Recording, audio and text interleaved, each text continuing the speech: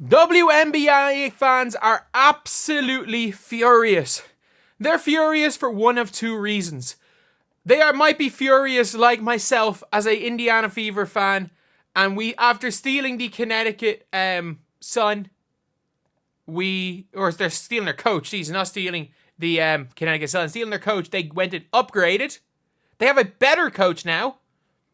I'm furious about that. And then other people are furious because they hired this guy.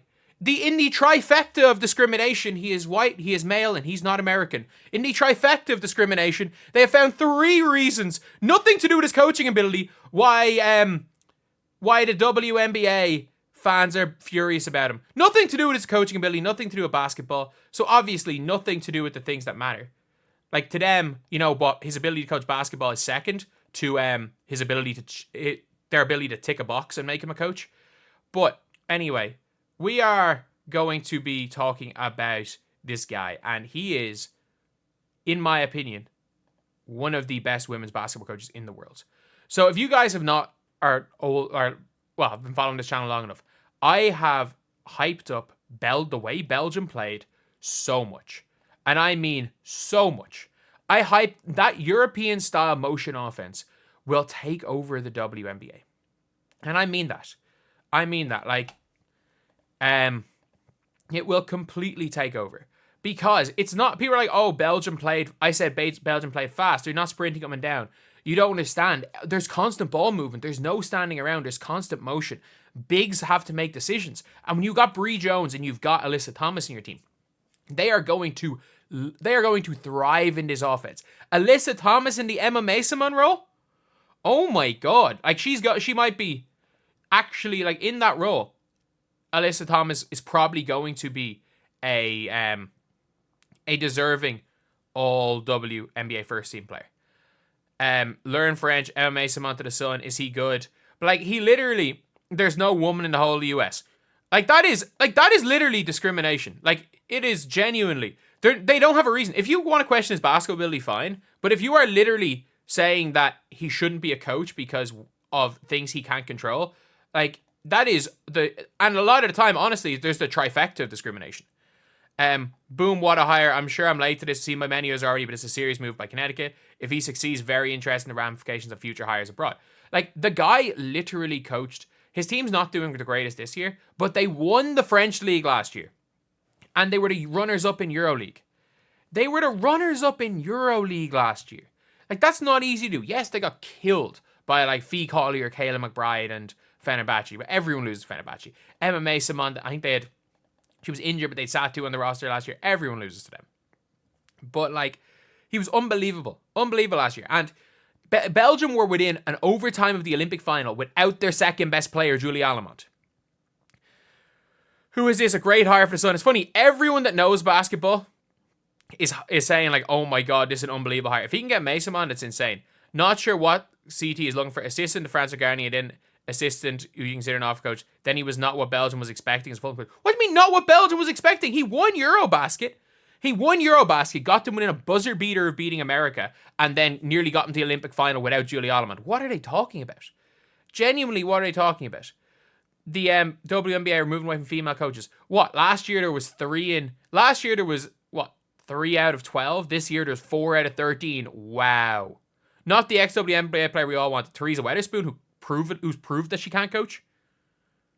Like, and they have Leila Lacon, who's going to be coming over. You've got a coach from the French league. So as far as prioritization rules, if you can get a coach, you can get a player.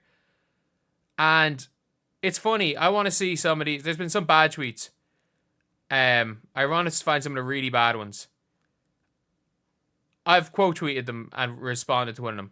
But like, oh, I need to see some of the responses. Man, I want to see some of the bad quote tweets on this.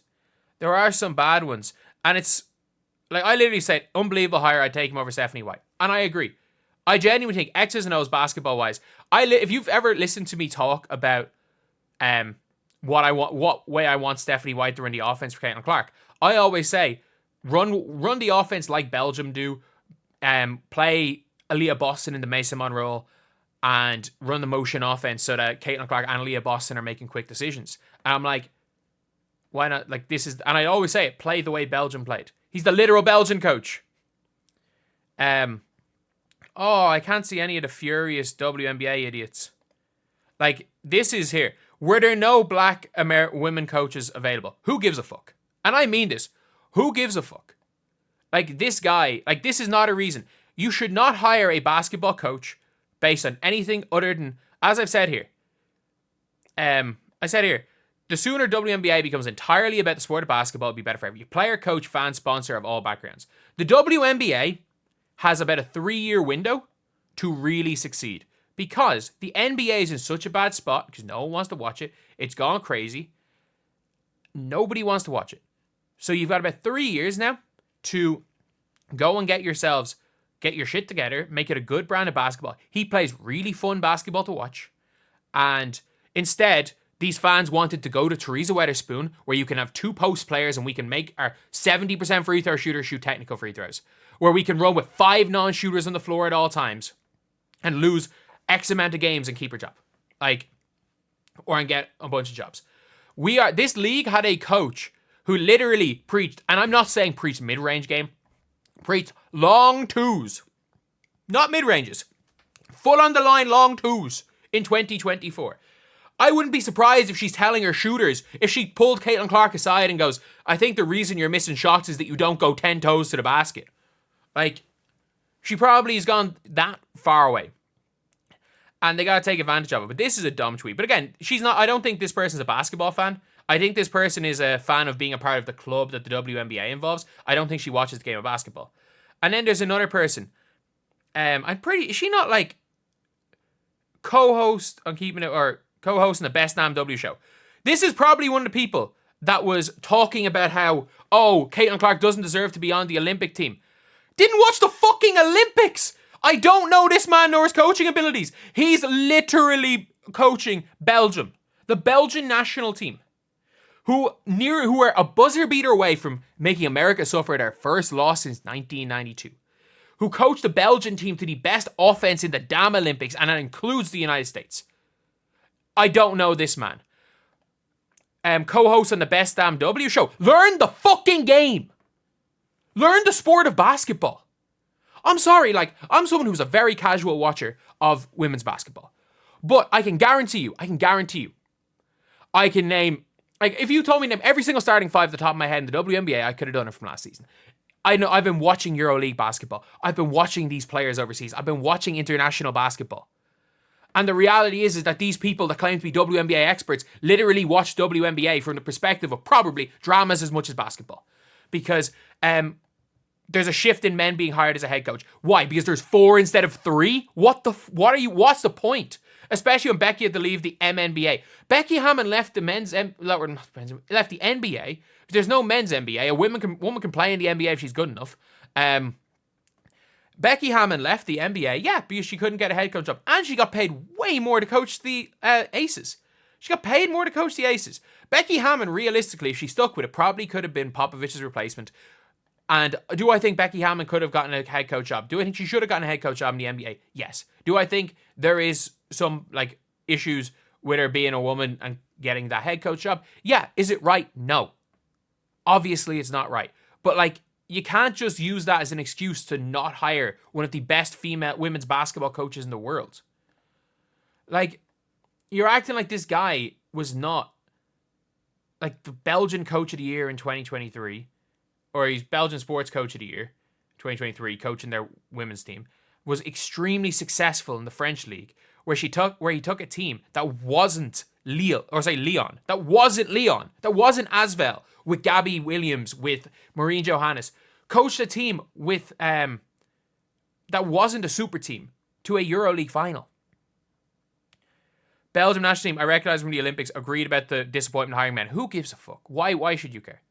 Can't stand it. Too many men involved in women's sports. The reality is that this is not Nate Tibbetts. This is not hiring an NBA head coach who's no experience. This is hiring a literal coach who nearly masterminded a win against a fully stacked Team USA when his third best player was Julie Van Loo. His second best player was Julie Alamont. He nearly masterminded a win against the full Team USA.